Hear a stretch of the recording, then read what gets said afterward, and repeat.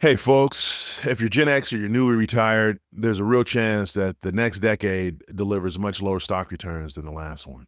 So, today, what I want to do is I want to walk you through 5 specific things that you could do right now to protect yourself.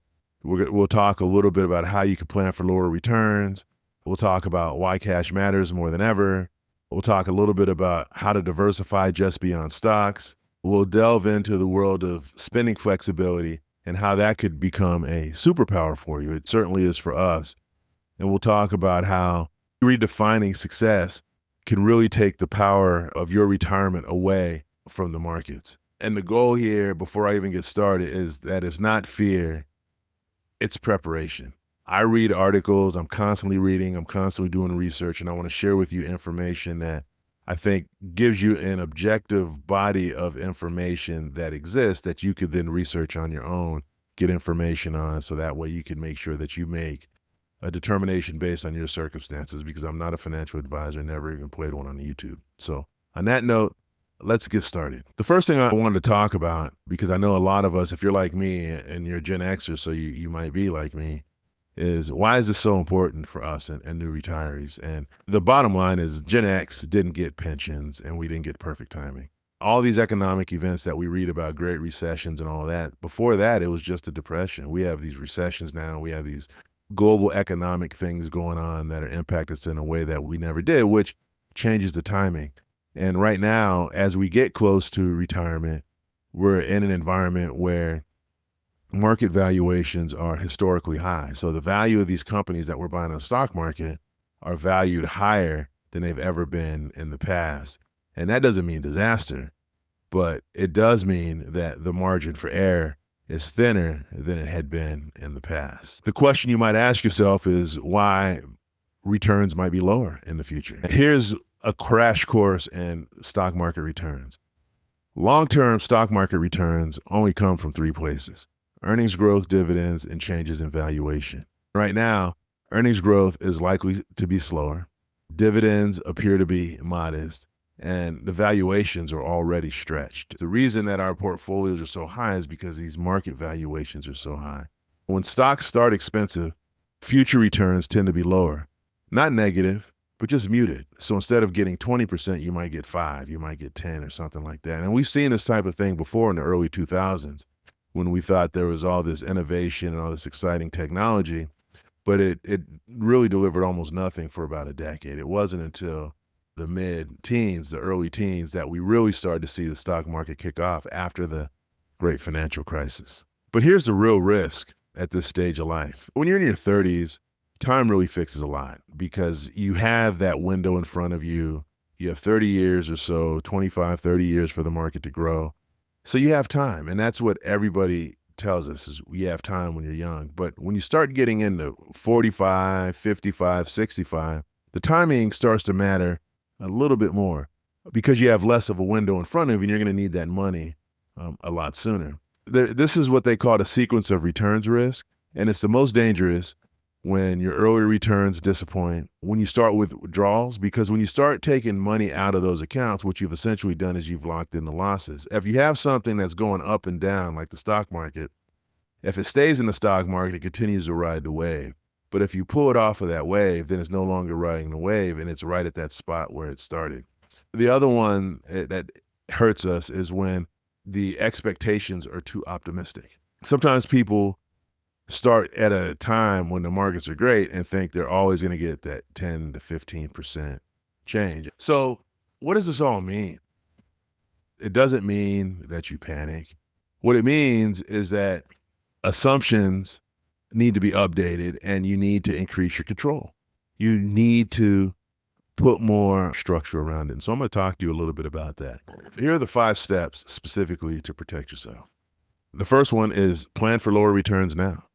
Instead of 8, 9, 10% or whatever your number is, try cutting that down. Try running it again at 4 or 5%. If you still meet your goals and you're at a 4 or 5% return, that's great because now you could temper your expectations and understand that you need less in order to get more. Number 2, build a cash runway. Cash isn't trash in retirement. A 2 to 3 year cash buffer allows you to avoid selling stocks in down markets, smooth income, and to sleep better at night, because at least you have something that's going to cover your costs. You still got to buy food, milk, and cheese. And cash isn't about return. It's about control. It's not about, I want to get $5 on my cash. It's about, I want to be able to pay my light bill. Step 3, diversify beyond stocks. The reality is many Gen X portfolios are diversified by fund and not by function. Stocks should be for growth. Bonds should be for stability. Cash should be for flexibility.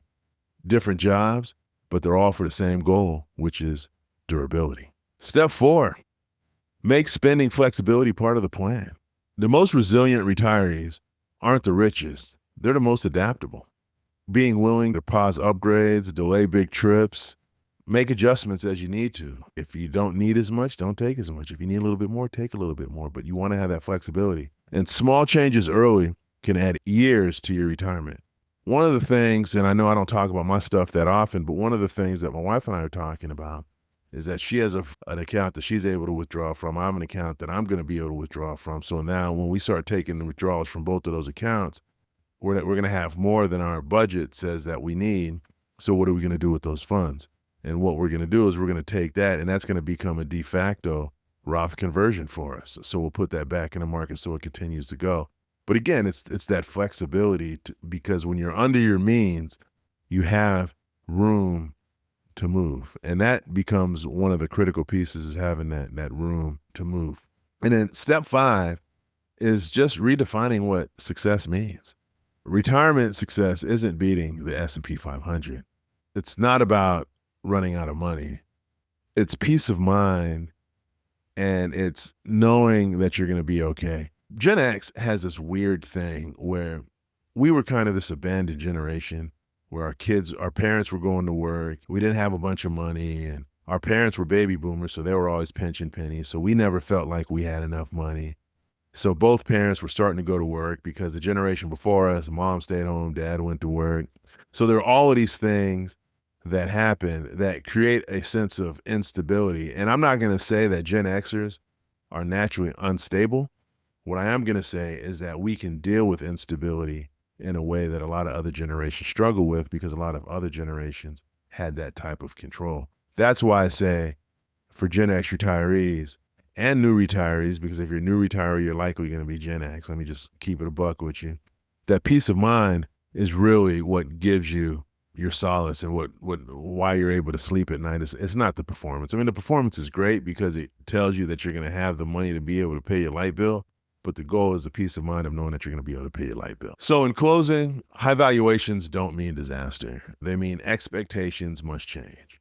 The biggest risk right now isn't market volatility. It's building a plan based on returns that may not arrive. So make sure that you just adjust, take a look, keep an eye, pay attention to some of this stuff. Plan conservatively, stay flexible, and remember, retirement isn't about predicting the market. It's about being ready for whatever it gives you. So if you're Gen X or new retired, like and subscribe. I tell my story based on how I lived it and some of the gems and pieces of information I've been able to pick up from it. And I just share those with you because unfortunately, there's not a lot of people out there having these conversations with us. I retired at 51. I love it. I have some ups, I have some downs. I try to make everything constructive. So come to the channel, join the conversation, and you'll see there's hundreds of videos up there with just different pieces of information. And I'm going to continue to bring you that information and information that's useful. And if there's things that you'd like to have discussed, put them in the comments and ask that it's something that is discussed. Ask the question. Look, I respond to every comment and I try to give the best answer that I can based on the information I have. I don't claim to know everything. I don't even claim to know all this retirement stuff. But what I do know is I know my own experience, and that's what I share with you as directly as possible. So anyway, like it in the comments, subscribe. But know this, it's never my expectation that everybody retire early, but it is my expectation that you live your best life. So on that note, have a good rest of your day, and I will talk to you soon.